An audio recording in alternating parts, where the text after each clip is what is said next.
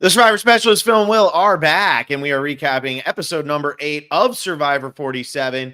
Pretty nice little split that we got tonight. A little bit of a blind side, at least on the person who went home, but more importantly, 2 hugs. Will, how did that feel for the prop bet game to get 2 hugs in the same episode? The hugs, that's 3 out of 18. That's pretty incredible. Wait, I remember Sierra's hug and I laughed. I was like, no way. Like, did we really get another hug right at the end? Did we get a hug at the auction? Is that the other one? Because again, someone said, can I hug you, Jeff, right? Yeah, I put 2 of them. Hold on. I forget. I'm like, this is how bad it is because I don't actually keep track. So you brought Sue. it up. Sue had Sue. I knew it was Sue. Oh, was that at the challenge for winning immunity? It was at the challenge when she won immunity, and I second guessed myself because you mentioned the auction. But 2 hugs, like we're the hug machines of Survivor 47 here. This is great for the prop bet game for anybody who's playing. Yeah, that was definitely the top line news item coming out of tonight's episode was the 2 hugs. I mean, were you surprised by what took place? I don't know if I was necessarily surprised. I do think there's a lot to break down here, and this is a pretty interesting vote. So while this maybe wasn't the most exciting of episodes compared to some that we've had this season, and this season's been really good. This has been a very strong season. At least I've enjoyed it. This was an intriguing vote, and we knew it was going to be one of the 3 GOTA members that's not Andy. Each one of them now at some point had been called the head of the snake. We heard Rachel was called the head of the snake last week by Caroline, which she wasn't. She was on the bottom, if anything. And then Sam and Sierra were each called the head of the snake tonight. I didn't really know what to expect going in because we also had Rachel, who I thought was the most likely target, also had an idol that we'll have to talk about. Rachel's move of clearly playing the shot in the dark to gauge the reaction to help her decide whether to play the idol or not. So how do you think, we'll start here, Phil, how do you think they landed on Sierra? Because Genevieve explained it to us very well. You have like 8 people voting together basically that can't agree on which of the 3 GOTA members to go for. And it seemed like there's a very strong contingent towards voting out Rachel. And that was Genevieve and Caroline saying that she's the savviest player. She's the biggest threat remaining, all that. And then you have some people on the other side saying they want to get Sam out. Like Teeny was very vocal in saying we need to get Sam out. She's been one of those people that's been trying to get the women to come together and form a female alliance and take out the men. And so Sam was very top of mind for her. I kind of forget who is saying Sierra is the one that absolutely needs to go. I kind of forget. Was it Saul? Maybe Saul was the one, because I know Saul had said, I put too much in working with Rachel at this point to send her home. I need that relationship. So let's send Sierra home. So I didn't really know where it was going to land. I at least liked the suspense of that all. But how did it land on Sierra? Sierra seemed to me like the least necessary to get rid of, like the least threatening person to everyone's individual game. So I don't know. How do you think it landed on Sierra? Andy. I think that Andy wanted Sierra out instead of Sam. And I think that Andy got his way in this alliance. And I think while Lavo was shown as to be in control of this entire thing, and we heard Genevieve gave a great confessional where she said, I want to get rid of Rachel. Teeny wants to get rid of Sam. Saul wants to get rid of Sierra. We can't decide on who we want to go with. I think Andy was ultimately the deciding vote. I think that just Andy, the lone GOTA guy. Like he has Andy, we can't decide. You tell us. Yeah.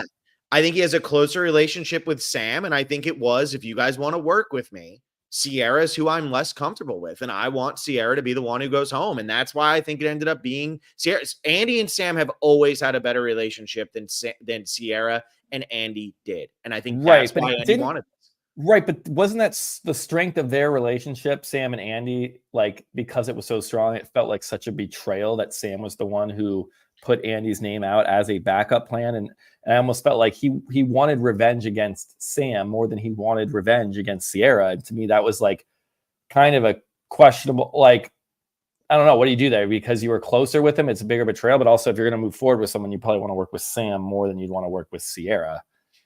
I'm pretty sure that there was probably a conversation between those two that happened off screen where it probably came up as Sam, I heard something or whatever. Like, I'm sure that there's more going on behind the scenes, and Sierra. I don't know. Sam was pretty shocked. Sam did not. No one tipped Sam off to this. No, not to this, but I'm saying like last week after it came up as, I think that you like I heard that you put my name up as the backup plan. I'm sure I Sam don't and know. Andy I had a feel like conversation there. plan since hearing that has been, I'm going to pretend to be their goat. I'm going to be their number. That's what they see me as. I'm going to be that until I come and snipe them. And that's what he did tonight. I really never thought that Sam was going home, because you also had Gabe and Kyle voting in this, and they clearly want to keep Sam around as someone else who's, a challenge threat. That's just one of the bigger men. And so I did not feel that Sam was ever in danger. And I was thinking it was going to be Sierra or Rachel going into it. See, I felt like it was going to be Sam or Sierra. I never felt like it was going to be Rachel. I felt like they set up Saul early on with the Rachel situation, and then Rachel finding the idol. I wasn't buying that it was going to be her tonight. Sierra has kind of felt expendable to the storyline for a couple of weeks to me. I was talking about this with Peridium on our predictions podcast last week, and I was saying like Sam feels like a star of his storyline. Him and Andy are the stars of that storyline. And then you have Rachel, who is suddenly like the underdog of the season. But Sierra's always felt like a sidekick to everyone.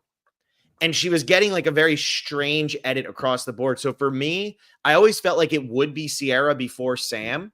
And I wasn't buying Rachel this week because the only one who was putting Rachel's name out really, Genevieve was, and then Caroline talked. It was Genevieve and Caroline who have been two of the more vocal strategists that we've seen since we merged. And that's why I thought, man, if those two want Rachel gone, then Rachel's got to be very careful. And then with the, she had an idol, and I think that was building like that's going to be a successful moment, whether she plays it and then she goes to play. Like it would have made sense if Rachel would have gone home. I do think her play was phenomenal, though, in testing the waters with the shot in the dark. We have not seen that before. No, we haven't. I thought that was brilliant. By her doing that, so a lot of people are like, look at, she wasted it. Well, the shot in the dark's a waste anyway. I mean, the shot in the dark is a pure desperation moment. Most people go home with it without playing it. It's not like everyone plays it. And when you play, you have a 1 in 6 chance. I would not say it's a waste at all, because if she didn't have the shot in the dark, Phil, I think she just plays her idol. And then guess what? Now you've actually wasted an idol. So I don't think this was a useless play. She was able to gain information. And who knows? I mean, they edit it, but I just wonder if, it seemed like they kept pretty straight faces. Mm-hmm. They zoomed in on Caroline and Genevieve. I don't know what we're supposed to take away, but I trust that if you're there in the moment, Rachel's able to like pick up on that. They weren't like, no, oh my gosh, shocked, or like, yes. And that the votes really weren't on here. So really savvy play by Rachel. Yeah, I totally agree. And I feel like they might not have had a massive reaction to it if she was successful, but somebody would have given her a tell. Like there's at least one person who would have done an exhale or like like they would have. Yeah, there's 8 people voting together that know about the plan. Yes, exactly. So somebody would have spoiled it to her. I thought this was a brilliant move, and good on her, because now she has the idol. By her playing the shot in the dark, nobody's really considering that she has an idol coming out of that auction, because I don't think anybody's looking at it as, she's probably just trying to feel us out. Why would Rachel do that? Like that's way too forward thinking when you've never seen it take place on screen. So I think this was brilliant. I think she's coming out of this again in a pretty good spot. I want to make this comparison. I want to see what you think about it to here, obviously in a less angry way and a less mean-spirited way. But to me right now, Andy is sort of going the way of Sugar from Gabon, where the fans are really getting into Andy and people are really liking Andy. But I feel like Andy is going to get to the end. Andy is going to piss off everybody he works with. And he's talking about, I'm a nasty player. Like that's what he says to Sierra, or in the voting confessional about Sierra. I'm a dirty player or something like that. And it's like, I feel like he's going to screw himself as he goes through, because he's just going to be too aggressive. And I don't think he's going to be able to get the votes at the end. Although this was the right move, but I'm just making the comparison to Sugar, because Sugar made the right moves throughout her season. She just did it in the wrong way. And I feel like that's what's happening with Andy here. Yeah, but Sugar would just be, I don't know. Sugar played more on a whim, where she's like, you know what? I'm feeling like doing this. I like these people better than I like these people. And I want to play with people I like, and who deserves to be here. And was just like kind of all over the place. I think Andy's definitely playing a little bit more of a calculated game. And over the past 2 episodes, I've said Andy has been my front runner to win this season. And I don't know if I feel that way after tonight, because it does feel like this arc has like kind of closed. Like it's a closed loop of like Andy's revenge story. And we get so many hints at it tonight. Like I already mentioned, the head of the snake thing, that everyone on Gata was called head of the snake except for Andy. And then Rachel and Sam were talking, and Sam goes, sometimes I forget about Andy. Rachel goes, oh yeah, me too. And it's like they really hammed up that Andy is getting no love or attention as being a serious player in this game, both from people on his tribe and both from people, in other alliances, other tribes that are targeting Gata. And I can't tell whether that's like going to be a continued storyline moving forward, or it was like, hey, Andy was able to pull off this move tonight. He was in on it. He got Sierra out of the game, who has been kind of undermining him all season. That could very well be it. That could be that arc is done. Now we get into these like Genevieve, Caroline, and we see Saul and Rachel are clearly, I think both of them had really good episodes tonight. So I don't know. Andy could, but it could continue as Andy's story. Like he could continue to be the underdog and lead this faction and take out Sam. That's another pelt that he kind of needs to get. He hasn't fulfilled that goal yet. We know that's a goal of his, even though that wasn't the case tonight. And I don't know if he's the leader of whatever majority comes out of this mosh of people, then it could be Andy's story and he could win the game. So that's why I'm like 50-50 on that. I guess what it is for me is tonight he got what he wanted. And this is what the story had been building to. And yet I don't come out of this feeling like, oh, hell yeah, Andy, like you got what you needed. I feel like Andy is right coming out of this episode, but I'm not sitting here with such a positive view of Andy as a game player. I feel like Andy still has so much work cut out for him, and he's very proud of this move, and rightfully so. Like he got rid of somebody he needed to get rid of, he felt, to move his game more forward a little bit more. But to me, Sierra is going over to the jury as the first jury member, and being the first jury member really, really, really does have an impact on the jury, because you're the one who gets the information and you start talking and you get to talk to everybody. You get to kind of skew opinions. And so she's going over there. She's not voting for Andy to win. No way. She feels betrayed by Andy. Rachel played her shot in the dark, so Rachel's hands are clean. She can make it seem like I had no idea what was going on. Sam's hands are clean. And so the only Gata that really betrayed her is Andy. And Andy clearly voted for her, or at least was in on the plan, because he was part of the split vote. So he knew that's a lie. Sierra's not voting for him. And so I do feel like that's the tricky situation that Andy's in right now. And we talk about this a lot. Perception can ruin your game even when you make the right move. Right now, Andy, because he was seen as kind of like meek early on in the game, he had his really bad blow up on the mat. Because of that, now when he gets you, you might not be proud of him. You might almost feel a little bit angrier at him for that. And that's really not necessarily a fault of his own. But if you felt like, oh, he's playing kind of pathetic, he keeps having bad days, they're making those kinds of comments, he can't find a scroll to get any money for the auction, like he's just bad news bears, you don't feel proud that you got by him. You almost feel ashamed. And now you want to get your revenge by not voting for him to win. And you want to call him out at Final Tribal, which is what pretty much that whole insane tribe did to Sugar. So that's why it just made me think of Sugar, although I don't think we're going to see that vitriol. Yeah, I mean, I could see the argument where, Sierra is like, I will never vote Andy, but she walked out and said, I guess I'm the biggest threat. I'll take that as an honor. Like she was completely blindsided. And if Andy is able to put a speech together, whereas like everyone underestimated me, but like, Sierra, I took you out. I was threatened by you. I knew I was, you were closer to Sam than I was. That was a threat to me. I took you out. You underestimated me. Like that, he has a story. He has a narrative built in, especially with what happened on at the challenge, the first one, that early in the game. He has a very compelling narrative, and that is often enough to get jury votes where you can say like A, B, C, like beginning, middle, end. Here was my game. And that is coming together for Andy so far. And I'm not sure like how well he can articulate that. I think that's a question. His confessionals are pretty good. I mean, we always see him in the voting booth. Like we continually see Andy's voting confessional. So I do feel like he is a pretty well-spoken person. I think he understands the numbers. He understands the game. Maybe he doesn't understand people quite well enough, but if he has a layup of a story in a speech like that, I could definitely, I don't know, I could see Sierra voting for him. I don't think that's like out of the question. Yeah. Okay. I mean, that's fair. Now, let me ask you on the other end, were you surprised to see Tuku and Lavo come together to make this vote? Because I know for a little bit there, especially with how the tribe split up the last time and everything, it felt like we might see Lavo and Gata be the ones who come together. do you feel like the other people on this tribe actually made the right move by getting Sierra out of the game? Because Andy seems like we're 50-50 on it. He's going to have to do some work to be able to get Sierra's vote. No, here. I mean, I think this was the right move for Andy, and it's really hard to say who this was the right move for. I don't think Sierra was the big. I think either Sam or Rachel would have been the better move for all 8 people playing the game. Obviously, I'm sitting here watching the show, but it almost felt like we can't agree, and too many people were going to say, no, I'm not going to vote out Rachel, and too many people saying, no, I don't want to vote out Sam. That it was like, okay, if we want to disrupt this alliance and take away power from them, let's just throw votes on Sierra. Almost like we're not going to piss anyone off too much. It's not someone that we're super threatened by, which is a little bit odd. Cause like, I mean, did you see Sierra as like a really threatening player? And I don't know. It didn't occur to me. I didn't see her as that. Do you think there was any consideration in keeping Sam because of the challenge threat right now? Yes, 100%. 100%. I think for Kyle and Gabe to like agree to vote out Sam, they'd be like, no. Like, and that's 2 of them. They're both on Tuku. They have a good working relationship.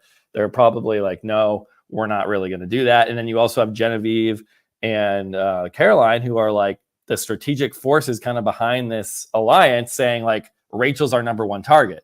So that's why I thought Sam would. Yeah, it was not ever going to be Sam. I don't know if this was the right move to get Sierra. I don't think so. But like I think you take your shot. I think you take your shot at Rachel, and look, if Saul's not on board, that's Saul's problem. Like, sorry, like if you have like 6 or 7 of you out of 11, like all you need is 6 here. And if they had, maybe they didn't. Maybe there's they all over the place. It would have been 5-5, and everybody knew Sam didn't have a vote, so at best it was a tie.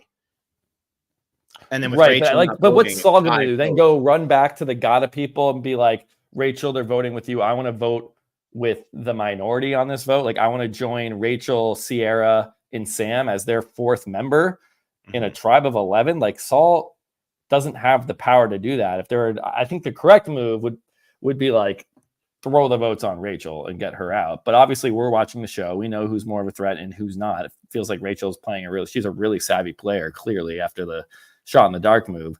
But you also don't. I mean, Teeny made a good point. Like, I want it to be Sam.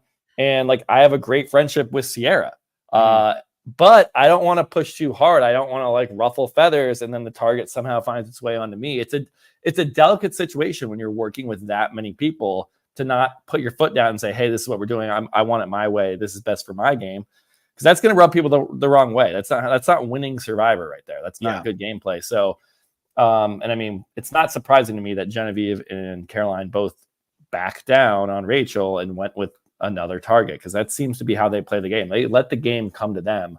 And I love that they teamed up. And I was surprised by that. I thought this was going to be a Lavo Gata alliance, not a Lavo Tuku alliance. Yeah, once they brought Gabe's name up, I thought it was going to be him. But I want to say this first. We talk about shields physically all the time. Genevieve and Caroline are agreeing that Rachel is the biggest threat in the game. And we know that the Tukus feel that Rachel is the biggest threat in the game.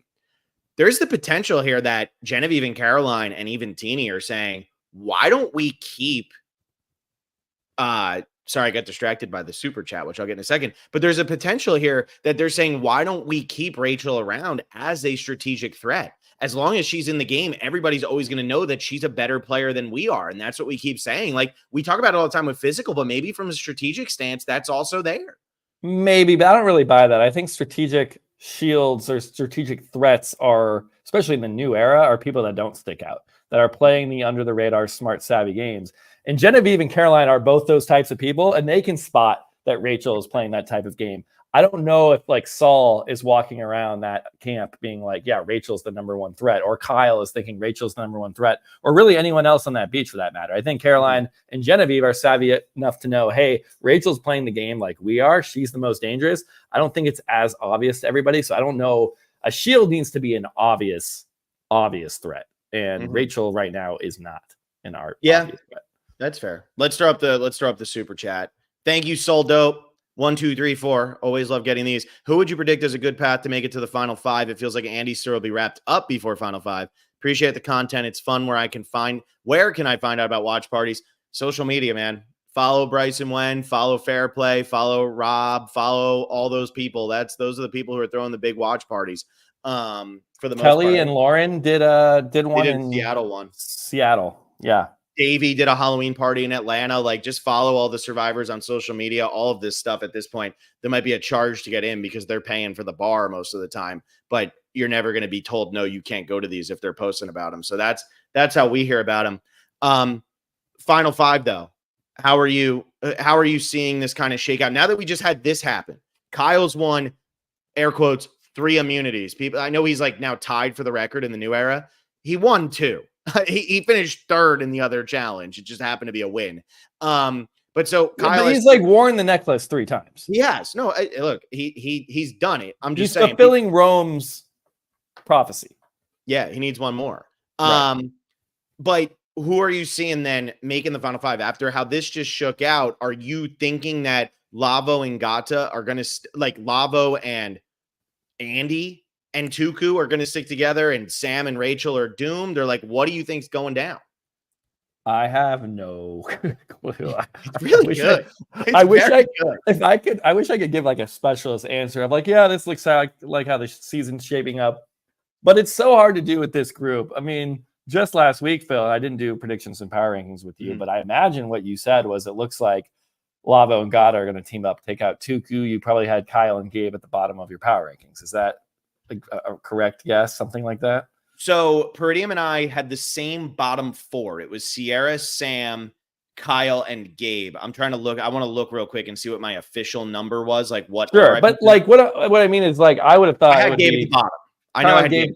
There was no indication that Genevieve was going to be like, you know what? I'm really threatened by this Gata group. They're so charismatic and social. We had not heard a lick of that from Genevieve. I actually had Sierra at 10 out of 11. No, good. Yeah. Yeah, no, I mean, it's not like I thought Sierra and Sam were gonna like go on to win this game or make it deep. I even said because you thought you said to me like 5 of the 6 of these names will be the final 6 or I don't know, something like that. I was like, I don't think Sierra's gonna last that long. So not that this was like completely unpredictable, but in terms of like how this came together, like there was no indication that Genevieve was threatened by the social skills of the Gata tribe. Like that just came up tonight, and then that drove the vote. So like next week, who knows who could come together? It doesn't feel like, I don't want to use the phrase voting blocks or trust clusters, but like that's really where we are here, Phil. Like we had a group come together and get rid of Rome, and then we had like this weird outlier vote of all of Tuku having to vote off one of their own. And then tonight it's just like, all right, 8 people came together and voted off Sierra. It doesn't appear to me, at least, that like this is a strong, formidable 8 that's now just gonna be the final 8 of this game. So here's if I was making a prediction of the final 5 right now, here's my 5. The 3 Lavos, Caroline, and Rachel. That would be my final 5 right now. I think Andy would finish 6th and just miss.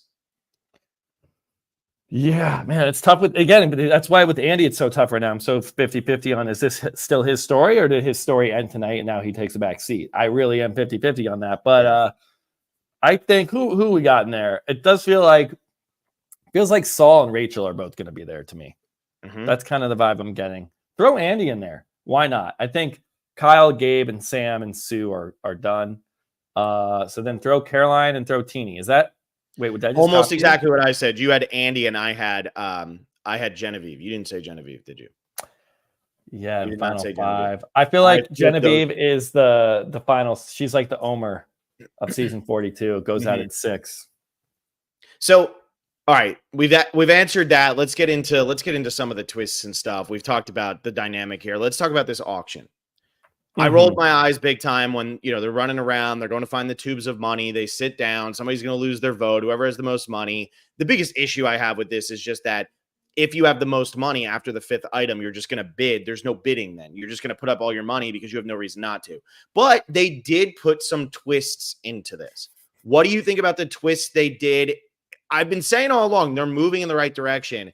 But what do you think? Did they have to make these small changes, or could they have just gone full-blown, made a normal damn auction and put a hidden thing in one of the French fry dishes? I love the French fry thing. I think it's great. It's like a little scroll, looks exactly like a French fry. Like it's hidden. Yeah. I mean, this is the putting the cash in the items doesn't really fix the issue because you don't know whether there's cash in the items or not. So it's not changing your decision-making process. If I have the most money and I don't want to lose my vote, I'm going to vote, I'm going to use all my money once we're past the 5th item. And I'm going to do that regardless whether there's cash or not. Because if there isn't cash, great. If there is, okay, I'll just spend it the next time. Actually, we only saw like when the cash was in there, it was only like 320s. So then you're going way low. It's not like you're getting $200 back. And if you're getting $200 back, hell yeah, I'll buy more food. I'll be highest next, and I'll take my chances to get more food. Yeah. And then that one won't have cash. The cash thing, I think, was needlessly complicated. I think the whole thing, I don't think this is a hot take or a unique opinion, but it's like, can we just do like a normal auction and just not have any, like, do we need an advantage or losing a vote or a risk? Can we just do an auction? Yeah. And like, I love when people can share food and share money. I do too. I know they changed. Kyle share his damn chicken wings. He can't eat them.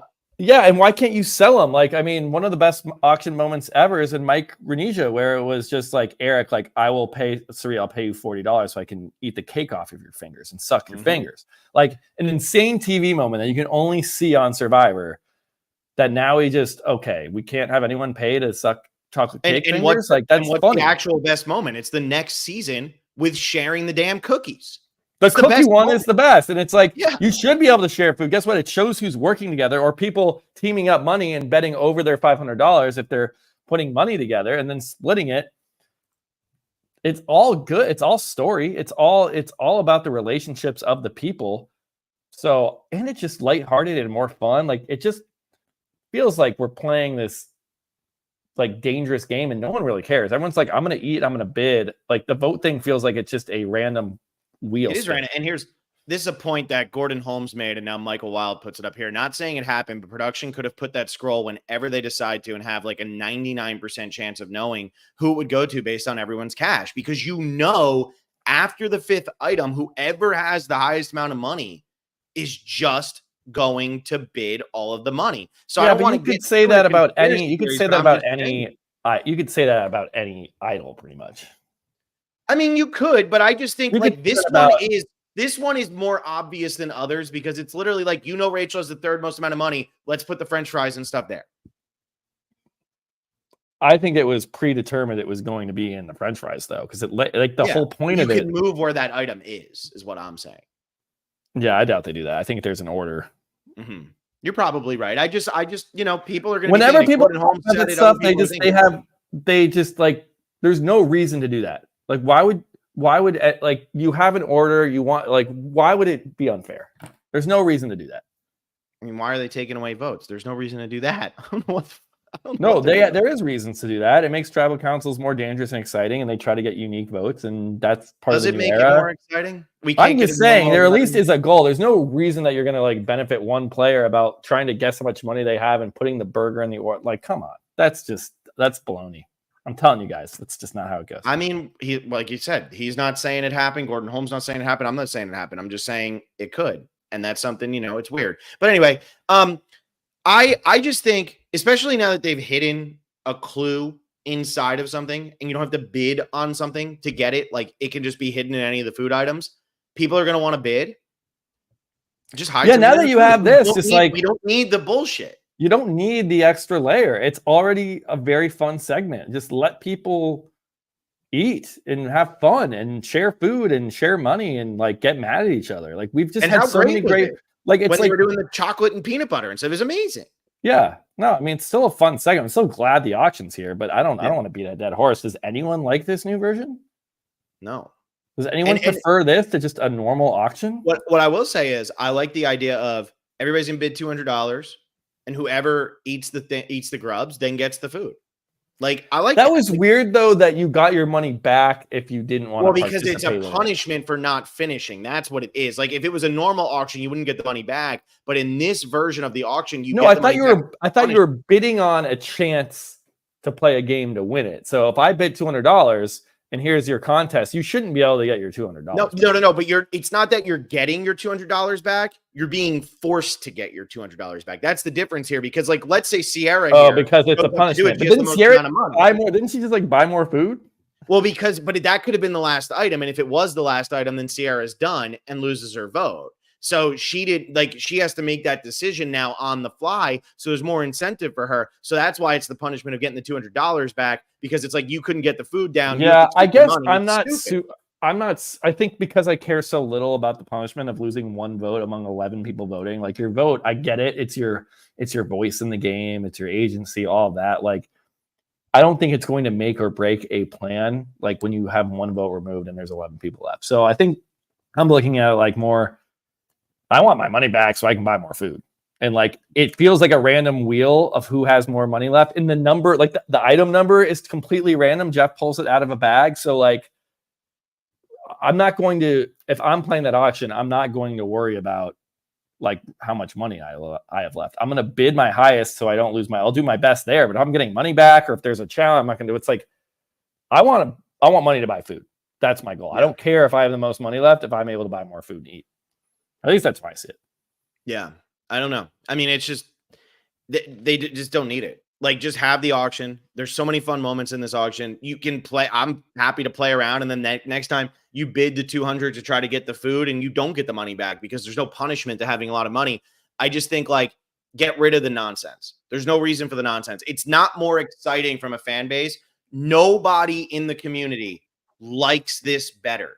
Jeff might like it better, but Jeff is not who he's making the show for. And if he is, please leave after 50, because that's a waste of my time. Yeah, I mean, it goes back to like the old saying, if it's not broken, don't fix it. Like, the auction wasn't broken. It was broken in Jeff's mind because people waited for an advantage. But like, I guess, okay, maybe if it is, all you have to say is there's no advantages to bid on. Boom, done. Yeah. Start bidding on food. I mean, that's fixing it. But yes, fix it in a simple, coherent way that keeps the integrity of the segment and makes it lighthearted and fun, and not about, I don't know, not about losing votes and all this nonsense. Yeah. Mm-hmm. What do you think about a man and a woman both being safe here at Final 11? Whatever. It doesn't matter to you. I don't mind when they do this. They've done this in the past too. I think they do it like once they do it like once a season. I think it depends on I feel like it should be more challenge dependent. So like, if a challenge heavily favors either gender, then you should have one from each. But if it's like a neutral, anyone can do this type game, then I like having one champion. I prefer one person with the necklace. I don't know if this was historically favoring one gender, though. I mean, it is 25% of your body weight. So I think the only time we saw this challenge was Gabler, right? Like the actual twisting version of it, or have we seen this? No, this has been classic. Yeah. This is called Wrist Assured, and has been featured numerous times. I don't know who the previous winners are, but yeah, it doesn't bother me. I'm not like. Oh yeah, Charlie won it last season. Yeah, I mean, I'm fine with them doing a man and a woman, especially at 11, to have two people safe at a final 11. Like, that's fine with me. If you're gonna do it, definitely do it earlier in the merge, so it's not like final 7 and two people are left and two people still have idols, and then one person has safety without, and then it's like, wait a second, we only vote for like 2 or 3 people. Yeah. We first saw this in Philippines. We saw it in Blood vs. Water, and we saw it in Worlds Apart. And then we've seen it 43, 46, 47. So, oh, wow, it kind of went away for a little bit. I haven't rewatched those seasons in so long. The new era. So, yeah. Interesting. Okay. Yeah, I mean, I like the challenge. I wonder, do you think if Kyle doesn't win this, they would have all voted him out because he is being seen as too much of a challenge, especially since he would have finished second in the challenge? Do you think he would have gotten the boot here? It's a good question. I actually thought about that. I'm like, man, did we Kyle save us from just a really boring episode? Mm-hmm. And I don't think that he would have gone home. I think there are too many players like Caroline and Genevieve who are just like, I'm not going with the status quo. Like, I'm going to forge my own path through this game. Here are the people that threaten me. Here are the people that are shields. And I think if you're Caroline or Genevieve and you think Rachel's the biggest threat and she doesn't have immunity, then take her out and you can use Kyle as a shield moving forward. I think Kyle's a phenomenal shield, especially that he got second place. He won 2 challenges and he gets second place. That's somebody who you're going to want to keep in the game so that they can take votes instead of votes coming your way. Yeah. So Yeah, yeah, I yeah. think I do think we still would have gotten this situation where like these God of 3 were targeted, just because I think, man, Genevieve's so good, man, because she knows who she wants. She wants Rachel, and you could almost see her when she's talking to Teeny and she's talking to Saul. She's like, she's not saying who she wants home. She just keeps asking everybody, like, hey, what do you think? What do you think? And she's almost like working them, trying to get them to say Rachel. It's like, okay, well, you have a good relationship with Sierra. You have a great relationship with Sam. Um, or like, yeah, I don't know. It was very well done by Genevieve. I agree. Genevieve and Teeny's kind of doing it too, which is what's interesting about them both being on the same tribe. To start, is they're both very good at trying to make it your idea or make you think it's your idea. Where, like, if I want to go to Chipotle and I say to Will, "What do you want to eat?" and you're like, and I'm like, I could go for some Mexican food. It's like I would never go to Chipotle, Phil. but you know what I mean? Like, you're I trying to do push not like somebody. Chipotle. That's not the point of the story. You're trying to push somebody towards it and make them think it's their choice when really it's what you wanted all along. I think Genevieve and Teeny are both very, very good at that. We're getting mixed results here where people are like, Kyle's going to go home the first time he loses, blah, blah, blah. I do think after Sierra went home this time, if Kyle loses next time, unless somebody totally blows up, I could see Kyle being the next person voted out of the game because now the numbers have kind of fallen where they must. And I do feel like there's going to be a lot of people who'd be willing to get the challenge threat out of the game. I don't know. I feel like we keep seeing this where there's just this obvious threat, but the new era, man, you just keep them in there. You keep them in there as a distraction. Like, look how long Q lasted last season. Like, I could see Kyle losing and then everyone being like, oh, it's obvious. It's just such a good cover story for everybody because one of the things we hear about from people that play, and even Rachel tonight, or even Teeny said it, like, if you feel comfortable, if you feel certain, that means something's wrong. And so your goal as a Survivor player is to lull people into being comfortable without like thinking anything's up, like without thinking anything's too shady going on. And Kyle is just such a good cover story that now that he's won 3 in a row, like it's this baked in thing. Like it feels like too good of an opportunity to pass up that if Kyle loses, you make that your decoy vote and then you blindside somebody. Like it's just so ripe for the picking. So I don't think that's going to be the case. I think Kyle will last like one more after he loses. He's going to get the Joe Anglim, Stephen Fishbach thing from back in Second Chances, which you and I argued about relentlessly when that happened. I'll never forget that. That was a crazy episode. So as we're starting to look, a little bit more forward and things like that, somebody like Sue, it was really like cooking. We really were getting to love Sue. People were all over Sue. People were saying that Sue was going to win. Now we haven't heard from her the last 2. We didn't get. She got one confessional tonight, and it was about be 50 something years old, get off the couch, come play Survivor. But she was going to get that anyway because she won immunity. Where is she falling in all of this now? Because I feel like so much is happening, and the Tukus are such a part of it. Why do you think Sue has fallen off the map, despite how big she was in the early portion of the game? I think she's a fun character. I imagine her strategic chops are pretty straightforward. Like, I think she has an idol. She's going to stay with Blue. And I don't think she's considering other options where you have players like Genevieve, Caroline, Teeny, Saul, even Andy that are like really talking through different strategies and targeting different people. And I feel like Sue at this point is going, I'm Tuku strong and I'm going to vote with my Tuku alliance. And it just doesn't make for that compelling of a story. Yeah, and people are just over it. Yeah. Yeah. I mean, I could see that. I think that's fair. I think that totally makes sense. People just don't care at that point. And then I'm trying to look. That's where the game is right now. Like, that's what Jeff's all about. We're all about moving the vote and blind sides and strategies. We've been there a while in this show. And I think we can like Sue as a character and as a person. And maybe like she's had a lot of fun moments. The whole red paint fiasco was hilarious. But it doesn't seem like she has a role in who's going home. She's kind of a follower there. And so if that's the case, then it's hard to give her content. Yeah. And then I'm trying to just see like who else is, doing things at this point. To me, Caroline feels like she's starting to find her stride. And I don't know if I'm just like overlooking into that. And I know you talked about how you feel like Caroline and Genevieve are both playing great games. I feel like Caroline is finally, I feel like we're starting to really see what Caroline is working with here. And I don't think that this went the way that she would have wanted tonight. But I also think that she's probably doing similar to what Genevieve and Saul and Teeny are doing, which is like, I'm going to try to lay back a little bit. Like you said, let the game come to me and then make my move when I can. Who do you think is the top target for Caroline right now? I mean, she said it's Rachel. But okay, so she keeps saying Rachel, but then again, she says it to us too. That's true. I was gonna say so it has to be. She's not just agreeing with Genevieve. Like she really wants Rachel gone. You're right.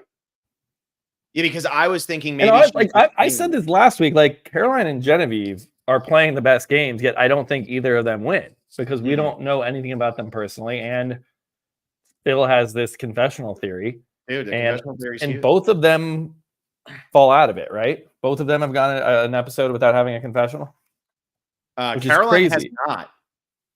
We've heard from her every episode? Every episode we've heard from Caroline. Huh. I know. Interesting. I'm telling you. I'm telling you. Still looking in. I still don't feel like I feel like I just know her as a game player and not as a human. Again, that's like the biggest red flag. So I think Saul and Rachel really, really tonight have like risen above Andy for me. Yeah, and Saul, I feel like too is like, I don't know. I feel like Saul's got his finger on the pulse of everything that's happening. What I'm having a hard time trying to figure out, and I guess this is why I'm asking, like, how do you feel about this person, this person, this person?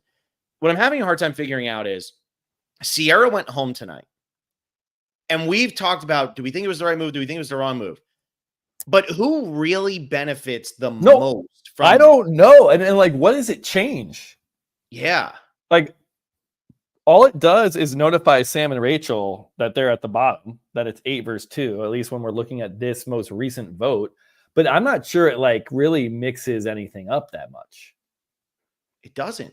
I know. And so that's where I'm having a hard time. I'm like, we don't really even have that. We don't even have that great of like a baseline to work with because the Rome vote was unanimous, essentially. I know Andy got 2 votes, but like essentially a unanimous vote where we have 12 people against 1. So we don't have like a starting point to be like, all right, here's where the numbers were. And that's now that they're here, it's kind of like this blob that is still so vague and so undefined. And that's why when I was asked earlier about like the final 5 thing, I'm like, I really don't know. And then Zach says this, does it benefit Tuku the most, aka Caroline? And I'm like, did Caroline very quietly have this be the best thing to happen to her? Because Rachel's going to be seen as more of a threat. Honestly, than her, and Rachel might even want to work with Caroline. I don't even think this is the best for Tuku because guess what? Now there's 3 Gata, 3 Lavo, and 4 Tuku.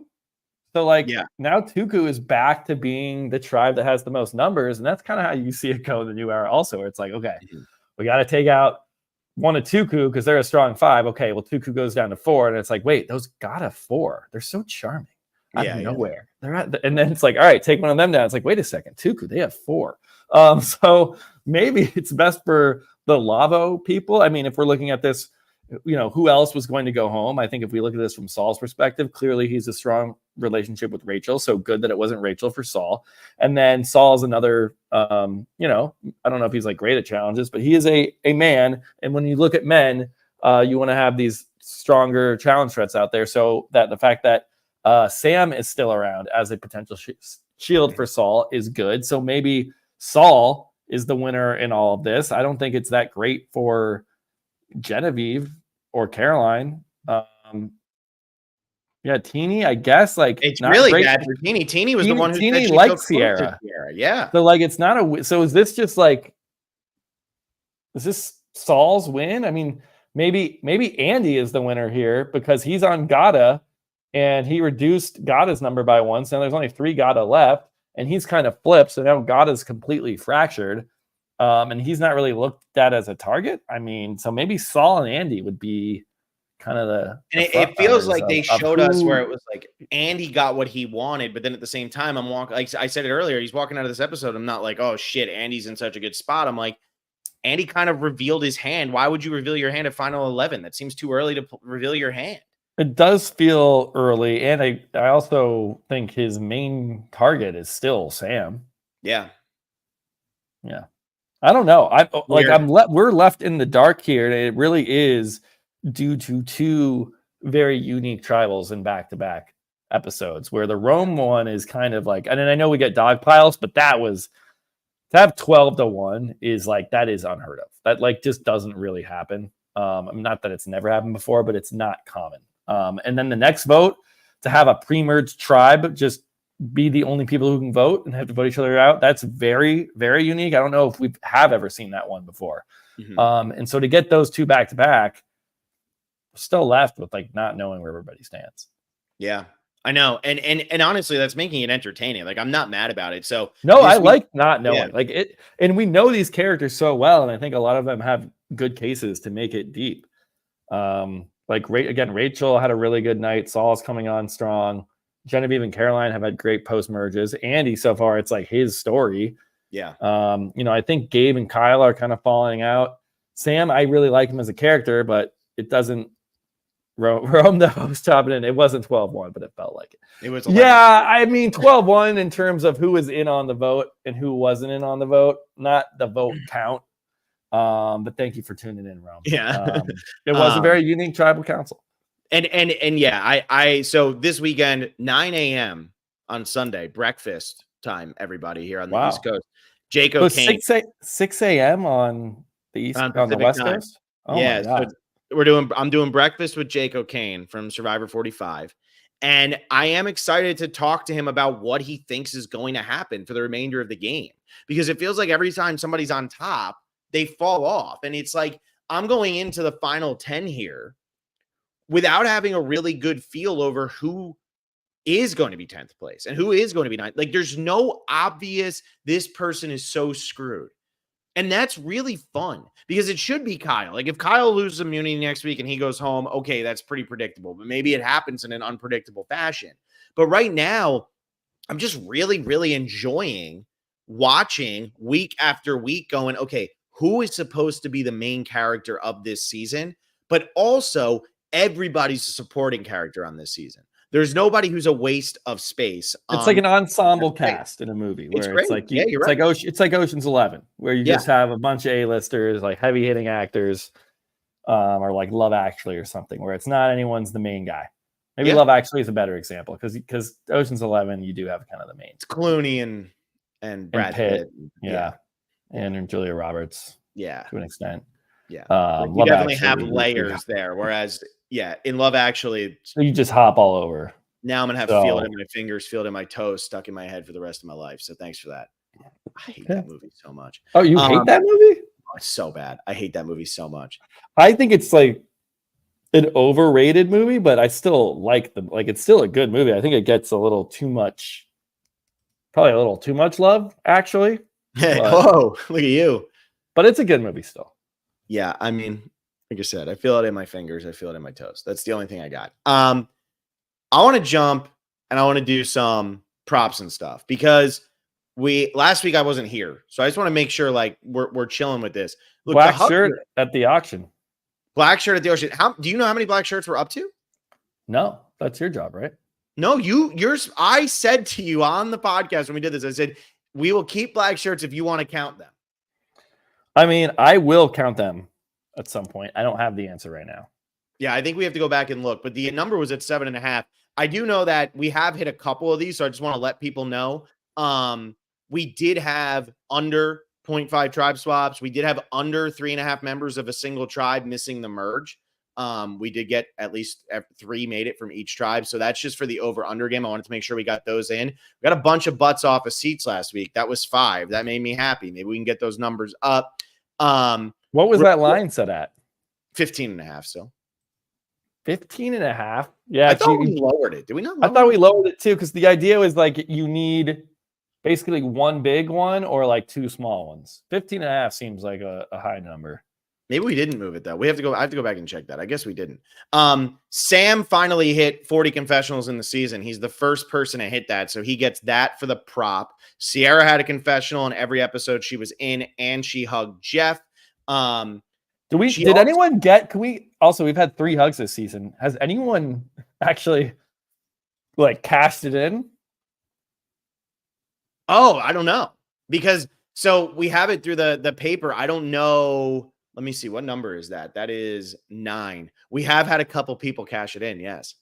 Great. Okay. Actually, a lot of people have cashed it in. Wow. Yeah, I mean that's Yeah. because it's like we don't want these hugs to go to waste. We want it to go towards people's scoreboards. I think a lot of people had Rome, honestly. I mean, because he listens to the podcast. We have to ask Rome if that was purposeful. I know. Yeah. And even if it wasn't slided. Sue's was for sure. So, oh yeah, 100%. Like 100%. We knew that she's, he told us. Yeah. She's a huge fan. So we're waiting on some other things, but we are making our way towards it with the over/under game. Over/under 6.5 wins for the votes for the winner. That's not going to be there yet. Over/under 5.5 votes lost throughout the season. I think we're up to 4.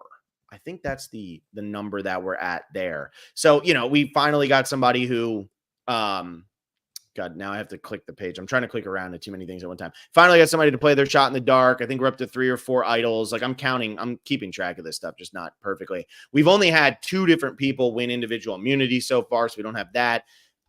So we're getting there with some of that stuff. But all that's just to say it's wide open, but there's one game that is worth mentioning right now, and that's the fantasy game. Oh, is someone making a comeback? I have not lost a player yet. We are at the final 10 and my entire 6-person team is intact. And I just have to compliment you and Blake for drafting the way you did. Rome gave me 3rd pick, 6th pick, and then like last pick it was like, I got awful picks. And I have every single person from my team still remaining. So, but on another point here, you, Blake, and I have now officially lost our winner picks. I had Tiana, you had TK, he had Sierra. None of our winner picks made final 10. So what the hell do we know, really? Yeah, but Caroline and Genevieve are looking like great players. So that's my no wonder you're talking them up so much. That's all you have left. I know. That's all you have left. But yeah, so I'll update that. If you're a patron, I'll update the scores tomorrow when I do my after show. I'll have the scores for all of the games that are going on. Real TV will put up his scores, so we'll have that. And I'll make sure that everybody gets their updates on probably not Sunday, but next week. I'll have a better idea of the over-unders and everything like that. Maybe we can get the black shirts in order for that. Anything else from this episode that we didn't talk about? Anything you're seeing before we wrap this thing up? What'd you think of Saul's decision to not come out and tell everybody? He told Rachel, but he didn't tell anybody else. He didn't tell anybody else, which I get his confessional as like, I want to be seen as like the goofy guy who's not playing too hard. That was actually a really good confessional. Yeah. It shows that Saul's like thinking in nuanced ways about the game, which I don't know if we've totally seen before. I mean, not that he's been bad, but it really showed that he's thinking out there. Mm-hmm. But I mean, I guess it didn't come up. Is anyone gonna be like, what happened there? Like, what was going on? Is that something you say for Final Tribal Council? Be like, boom, that was me. It seems like such an obvious decision. And it doesn't seem like something where you like, I don't know, you were on reward, you found a thing, and you could just be like, yeah, it fell in my lap and I gave it to the obvious person. I just don't think it's going to cause that big of a target. And it could actually cause more harm than good if people figure out it was you and you didn't fess up to it. But it seems like from what we saw, he's in the clear. So, I mean, I could be completely wrong. Well, and I guess my takeaway from this is he tells Rachel, will Rachel tell anybody else? And this is one place where I think the editors actually did drop the ball. There's no way nobody said, who the hell had that? What was going on? Blah, blah, blah. Why didn't we needed a confessional of Saul saying, nobody else is ever going to know. And then Rachel being like, I'm not going to tell anybody. Like that was left on the cutting room floor. There are those audio clips if that was the case. And if he did tell somebody, we probably should have seen that. So I do feel like that was a bit of a mess up by the editors, at least for this episode. Yeah, I mean, it's probably something that never amounts to anything. So, like, why spend time on it if it doesn't go anywhere? Yeah. It's kind of my feeling. No, that's true. That's true. All right. Well, we can wrap that up then. Blake and I will be doing Digging Deeper tomorrow. Like I said, Sunday, 9 a.m., I'll be back with Jake O'Kane. Blake and I will also be back with House of Villains this week. We didn't do it last week. I got to watch last week's episode still, but we'll be back with that one. And then I like this theory here. Oh, let me say before I jump out. Stina Chong. I thought maybe Saul told Rachel she was also on the chopping block, and Rachel did not want to make the final decision. So she played her shot in the dark to avoid voting for anyone. We have seen that strategy before, where someone opts to play shot in the dark to not cast a vote. We saw Matt do that in 44, so he didn't have to pick sides, which is a really clever way of using shot in the dark. But I don't think this is the case here, because I think if she's told it's between you and Sierra and it's 50-50 and he doesn't know which way it's going, she has an idol she's going to play. Yeah. So I do think this was fully I'm going to play my shot in the dark, read the room. And you also have that 1 in 6 chance if it hits, which is great. So if it hits, you're fine and you can read the room. But we've seen this comment a couple of times. It's going to be the new meta. Do we think that players now, when people play shot in the dark, they're going to be wise to this and just go complete stone cold? I just think so many players, you might say that's the new meta, but there's enough players who play who aren't going to know the meta that way. Like Sue wouldn't know. A lot of people will still not know the meta and give a very good reaction. Yeah, it's human nature. I mean, think about it. You're playing poker. Like, you could still react if you're not a very good poker player. Yeah, people, even though they play professionally, still have tells. Yeah, absolutely. So, okay. Yeah, okay. I don't know. I could see that go. I was thinking that Saul told Rachel something was up, but then when her name didn't get written down, I was like, oh, okay. But I do think maybe Saul would have told her, hey, you're going to go home tonight. Maybe he would have broken that line. So I don't know. Yeah. Yeah. All right. Well, let us know what you think about that. Become a patron, patreon.com/thespecialist. We recorded our first episodes of Panama today for Every Season Matters. So that's fun into season 12. Will and I also did, I don't know if anybody follows us over on Instagram or TikTok. Will and I did for our Survivor Rock Draw a First Boots versus Fallen Angels season. What an absolute cast we came up with there. I want it to be season 50 now. I'm doing Australian Survivor 2019 cast, champions versus contenders. I'll have my after show out tomorrow, so consider becoming a patron. And then like this video and subscribe to the channel. Those are the big ones. Help us out. We need that. And that's it. That's all I got. I hope you enjoyed this episode. Let us know your thoughts about what's going down and how you feel about this episode and our takes, unless you disagree completely, then be nice, but tell us why. Yeah, be nice. We're lost. We're lost in this a little bit. Where's this going? How's the final 10 shaking out? Part of the fun. It's great. Yeah. All right, everybody. We'll see you next time. See ya.